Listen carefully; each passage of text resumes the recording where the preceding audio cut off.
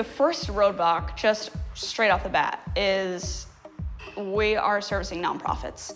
And as I touched on before, that's a big misnomer. And when you say nonprofit to an investor, it's, mildly laughable. And I think that for us, proving that out, doing the research, overcoming the stigmas that people have against the space is something that helped us even learn what a lot of nonprofit employees feel like, and helped us format sort of our pitch and our sell in a way that made sense to investors. So I think the biggest learning curve beyond building a product, and luckily we come from marketing, so going to market was fairly straightforward, was this sort of game of finding investment money. Rachel Renock is an ex-advertising maven who has radically changed course and is now the CEO of a first-of-its-kind tech company. I'm Tamara Lane, and this is Views from the Top. I am so happy to have you here because we've actually chatted before, yeah. And I know that you're up to something exciting. So you're an ex-advertising maven, but you have totally changed course. I did. And you've started a new venture. Tell me what's about to happen. Yeah, so the last year of my life has been kind of insane. I used to work in advertising. I was an art director. I used to shoot commercials for big brands like KY. I did a bunch of digital and social stuff for CoverGirl, things like that. And about a year ago, I was actually freelancing for some nonprofits on the side. And they were constantly asking me, do you know anyone who does this? Do you know anyone who does that? And it sort of dawned on me one day that they really needed a place to go to find socially conscious freelancers that actually cared about their cause. And that's how Wethos was born. So we match people with work based on causes that they care about and skills that they have. And we're about to launch a new website, our new product, in a couple of weeks now. So it's exciting, it's busy, but we're super excited. And I think, getting people connected with these nonprofits is going to have a huge impact on the space. Her company, Wethos, is a socially conscious freelance platform that specifically focuses on connecting nonprofits with people in marketing, IT, fundraising, HR, and much more. So break down what this site is for me. It's an online platform, and you've got freelancers that can come on, and then people who want to hire them go on this site. So we specifically service nonprofits. So the nonprofit space tends to be dismissed or ignored, but they outsource like crazy. They keep their full-time staffs really, really lean, and they're widely understaffed. So they're always looking for an extra set of hands, mostly because of a lot of cultural and economic restraints that we put on them. So they outsource, and they don't really have a good way to find people in IT or graphic designers or videographers or even grant writers, donor management, all these different things that they need on a day-to-day basis, but they don't keep full-time on staff. So we match them with freelancers with those skill sets, and we match people based on causes that they care about. So you're a graphic designer who loves the environment. Here's an environmental nonprofit that needs a new website. Match made in heaven. So now they don't have to go to Craigslist and just get anything that pops up. Do you curate it at all? We do, yeah. So we match people with what's called a smart matching system. So it's not AI, I'm not gonna use that word. It's an algorithm, and it basically bubbles up freelancers that are recommended versus freelancers that are interested. And it's based on a bunch of criteria that people fill out upon sign up and upon project posting. So we make sure that the freelancers we suggest are available, they care about the cause, they have the right skill set, the right level of experience, and so on and so forth. And so when the nonprofit comes on, they're actually looking at a really curated pool of freelancers to choose from to get work done. And is there any price range? Because I know you said, like most of these nonprofits, they're lean, they may be looking to spend less, or you never know, maybe they're looking to spend more. Do you guys have a cap on that, or any sort of way that you monitor it? Yeah, so the thing that we did that sort of flips the normal freelance model is we took away the bidding system. So we took away this sort of free market aspect that creates a really crowded and overwhelming space for nonprofits, and we created a pricing suggestion engine. You can think of it as like an Airbnb model of like apartments listed in your area. It's based on like the average level of skills set and what those people get paid, as well as the size of the organization. So we give them the power to set the rates they can afford, Most of the time, it's pretty market. Our average project size was around $2,000, but we've also serviced really small nonprofits who just need a set of gala materials, spend a couple $100s for the graphic designer. But it's been really interesting to see how the nonprofits have interacted with the freelance side, because many of them are expected to rely on pro bono, and they have very, very important initiatives that they're trying to launch. So they don't necessarily always want to rely on that. So we give them a really easy way to get really high quality professionals. And is this anyone? So you said that you've got the graphic designers, maybe photographers, but I saw on your site that there's even like bookkeeping. Yep. So this summer we'll be relaunching and expanding into bookkeeping and legal, as well as IT. Grant writing, like I said, donor management, all these different little areas and nuances that nonprofits need that are really specialized skills in those areas. So that helps to set us apart as well from the other freelance platforms that are out there. But I think for us, really just curating this community of people who are socially conscious, who care about doing work that gives back to society in some way, it has been a huge initiative for us. For Rachel, her climb to becoming the CEO of Wethos has been full of disproving misnomers, defying stigmas, and challenging the status quo. Now I have to ask, because when you think nonprofit, you think not a lot of money. Sure. And as a business and running a business model, starting up something that's solely based for nonprofits, how are you going to be like financially profitable? Sure. So the term nonprofit is a misnomer, and it's probably one of the biggest misnomers that I've ever come across. The nonprofit sector contributed $1 trillion to the GDP last year, and they spend about $150 billion outsourcing each year. So it's not necessarily that nonprofits don't have any money, it's just about how they're spending it. This is one of their larger spends in terms of anything that's beyond the actual cause that they're putting money towards. But what's interesting about the space and what's sort of hypocritical about how society sees them is that you need people to run these programs. And if it were effective for me to just go and give a sandwich to a homeless person to solve homelessness, the charitable sector wouldn't exist. And so the point of charity is to scale those solutions. And when we don't allow them to invest in their own infrastructures and to invest in the people that run these programs, it completely suffocates them. So for us, we're trying to give them a solution where they can find affordable resources and they can help scale their charitable cause as much as possible. So I would say to that there is money there, they're spending it, but it has to be in a way that is most effective for them. And I think for us, it's free to sign up, it's free to post projects. We take a 15% fee from the freelance side. So for the nonprofit, it's really no extra cost. We're just taking what behavior they already have in terms of like email listservs and Facebook groups and Craigslist, and streamlining it through a platform that's going to be way more efficient and effective.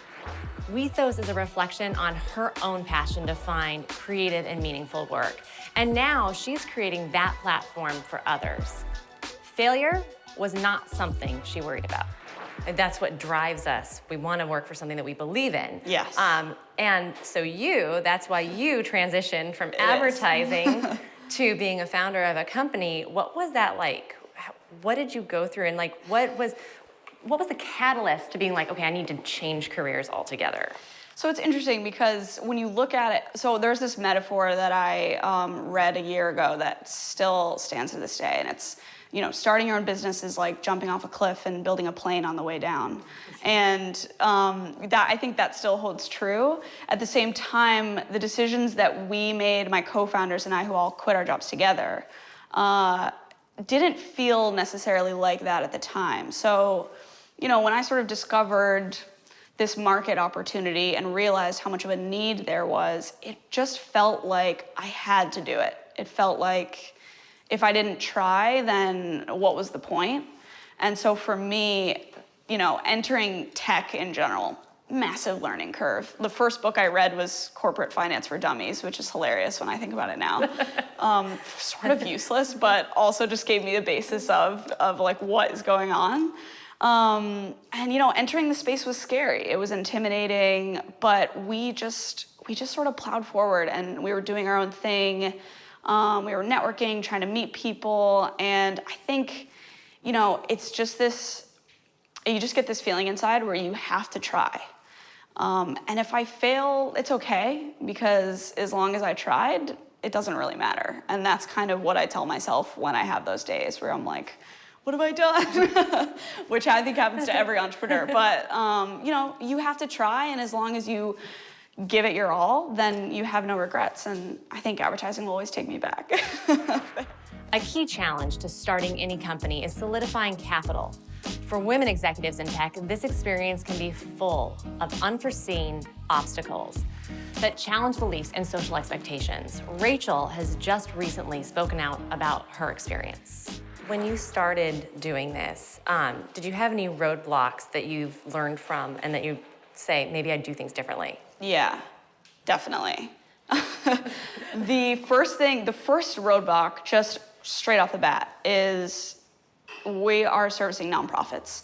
And as I touched on before, that's a big misnomer. And when you say nonprofit to an investor, it's, you know, mildly laughable. And I think that for us, proving that out, doing the research, overcoming the stigmas that people have against the space, is something that helped us even learn what a lot of nonprofit employees feel like, and helped us format sort of our pitch and our sell in a way that made sense to investors. So I think the biggest learning curve beyond, you know, building a product, and luckily we come from marketing, so going to market was fairly straightforward, was this sort of game of finding investment money. And I think that, you know, once we were able to secure that and figure out sort of the nuances that go into that, things got a bit easier from there. But I still read every day. I've probably read more books in the last year than I've read in my entire life. But it's good. It's just a constant, you know, breadth of knowledge that you're always trying to pour into your brain and regurgitate in some sort of intelligent way. And have you had any mentors along the way that have given you insight and like something that you're like, aha, I wish everyone knew this going into it? You know, it's interesting. I've been writing a few blog posts about raising money from my perspective, you know, as a woman, as somebody who's going after the nonprofit sector, as someone who had a million obstacles to overcome. You know, I walked into tech a year ago. I didn't even know the difference between an angel investor and a VC. And that's real, though. That's not common knowledge. And I had to learn it. I've been reading books myself, and yeah. Brad Feld's has been one of my people that I read. Yeah. Daily blogs, like. And yeah, Venture Deals was totally eye-opening. Such a great book. If I would go back and tell myself something 8 months ago, I would say just read Venture Deals, because that's, not that this is a plug for Venture Deals, but it is insightful. It's very insightful. And I think what's insightful about it is it doesn't just lay out, like, this is how investment works. It lays out the motivation behind these different types of people, which I think really, really helped us format our pitch. So it's tough because there aren't necessarily too many hard and fast rules. I think the ability to be flexible and to alter your pitch depending on who you're talking to, you know, doing the research, finding out what they're really interested in, and being able to sort of change how you talk about your company based on that is a lesson that I learned just over time and over failing. Well, I'm really excited to be talking to you as a woman founder, because one of the things that I learned is that only 7% of VC goes to women founders, and you're entering the tech space. And so I know that recently you have been very candid with some of your experiences, and it's been in the news. Can you just tell me briefly what happened? Because what I'd really like to talk about is the steps to change what you went through. Sure, yeah. So there's been a lot of press around venture capitalists, and our experience in particular was actually with an angel, and he was extremely sexually explicit with us. He made a lot of comments surrounding, again, also my sexuality. Being a lesbian is like a whole other world of men saying shit to you, for lack of a better. They have no idea how to just handle a woman in tech and then a lesbian in tech. It's like, I mean, you know, as a culture, we hypersexualize women. Mm-hmm. You know, when you put two women together with a society that believes that my sexuality exists for their entertainment, it kind of creates this environment where men feel that they can make comments. Anyway, we had this experience with an angel investor, and I think what's interesting about our situation in particular is that as a first-time founder, you take whatever meeting you can get and you sit down in front of whatever person that comes along that might have interest in your company for solely the reason of what if. And you don't have access to higher quality or, big reputation sort of VCs. And so you end up with these high net worth individuals with no system in place to hold them accountable where they can say and do and spend however they want. It's their own money. And I think for us, our experience always it was very unsettling. And I always had wanted to do something about it, but I was never in the position to do so. I still hadn't raised a dime. And this summer, after raising the round, which is actually still open and unannounced, but I felt that I was in a position enough to be able to talk about it and actually say something about it. And I think for me, the biggest thing is I want other first-time founders to know that they're not alone, that this is out there and that it's okay to talk about it and that they can walk away from them. And I think, at the heart of it, it's this issue where we just don't take women seriously, and we don't take them seriously as professionals or as consumers, and we see this over and over again. And I think there's a huge missed opportunity when we don't take women seriously. And I think that's the main message is I want other women to know that they deserve to be taken seriously and that there are many, many good people and there's a lot of good money out there that they can raise. And so you spoke out about this. Mm-hmm. Has there been any backlash? Have you experienced anything? Have people turned you away from you in meetings? There hasn't been any overt there will always be trolls. But there hasn't been any necessarily overt backlash. There is the risk that behind the scenes somebody may see my name and say I don't want to even get near that or touch that. And that's something that I can't stop, and that's something that I have no control over. But to be fairly honest, I don't want to work with people who feel that way. So if there is sort of this insidious behind the scenes backlash going on that I'm never going to be aware of, that's okay with me. I think I can sleep well at night because I don't necessarily want those people involved in my company anyway. Reflecting on her experience, you can see the value in remaining true to beliefs, your passions, and finding your own voice. So one of the things that we talked about was actionable ways to handle this. So trying to get more women to be founders and more women in tech. Yeah. What is your insight into this? How do we change what the mold is right now into something that's either more welcoming or where more women want to go work there? I think there's one hard and fast rule, and that would be if you are in a position of power, you do not hit on or ask out or approach or make comments to anyone who might be a subordinate to you or might be a potential investment. That is probably the hardest and fastest rule that I can say. Beyond that, I think that there needs to be a dialogue. I think that it's up to good men to be allies, to say something when they see misbehavior or they know something is going on, as well as, I think one of the best things that happened to me after this whole situation happened is a lot of the guys in my life reached out to me and said, have I ever made you uncomfortable? And I think that we need to start creating an environment where guys can ask that without fear of, a so-called witch hunt. And women can feel comfortable saying, you know what? You are making me uncomfortable, or you did make me uncomfortable without fear of backlash. But right now, as a woman, your options are so limited. When it happens to you, you end up in this sort of fight or flight mode where you're I just got to get out of this situation right now. And you're am I going to lose it? Was this a chance to actually get was any the capital money ever there to begin with? Was this just, and you have this sort of sense of being dumbfounded. Wow, I approached this meeting, I prepped for it, I did this deck, I was ready to brainstorm, and then it turns into something totally different, and you're just sort of blindsided by it. So for me, I think having a space to be comfortable where we can have the conversation between men and women about where the lines are, because each person is going to be different. And being able to openly talk about that and not be so uncomfortable with it is going to be, I think, how we move it forward. Well, I want to now just one last question Sure. for you, and it's where do you see your industry going? Like, you're seeing this nonprofit, you're opening up a whole new avenue.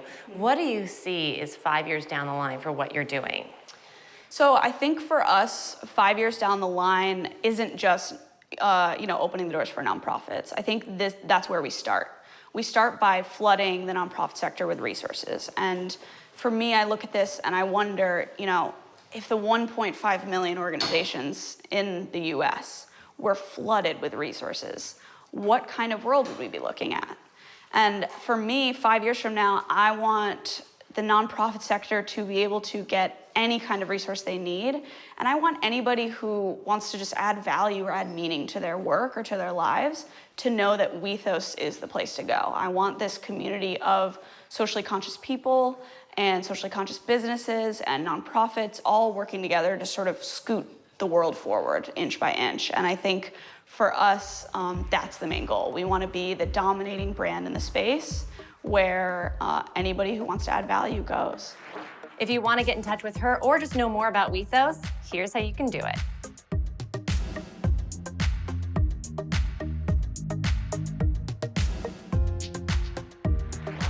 Well, that's it for today. Lucy, who do you have on next week? So next week, we're going to be sitting down with the sole partner of Brooklyn Bridge Ventures and talking all about the newest startups he's invested in, Charlie O'Donnell. Sounds like a lot of fun and some good insight. Definitely, so be sure to watch that one. All right, check it out next week. For now, I'm Tamara Lane. I'm Lucy Norris. And you're watching Views from the Top.